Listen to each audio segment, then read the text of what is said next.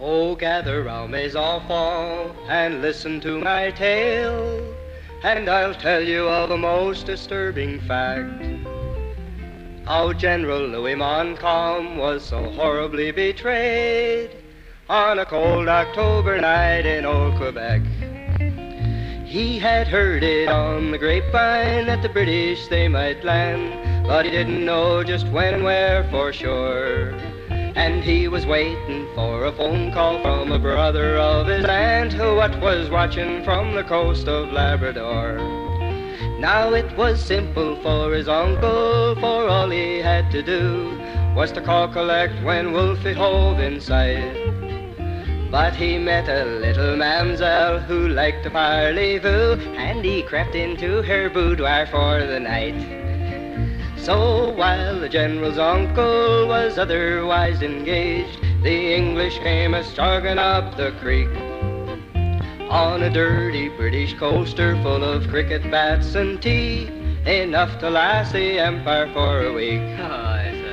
Well, now ignorance is bliss, and Louis didn't know that the limeys were scrambling up the banks. So he thought he'd spend an evening at a place where he was known, where it wouldn't cost him more than 50 francs.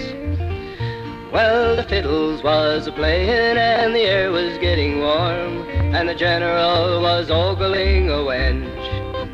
He had ditched his trusty sabre and was dancing up a storm. It was just like July 4th, only in French.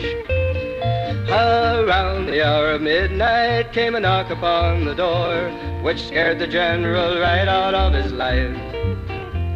For how was he to know that it was only General Wolfe? Why, he thought he'd been discovered by his wife. Louis? So he opened up the window and he beat a quick retreat, and he didn't even take the time to dress.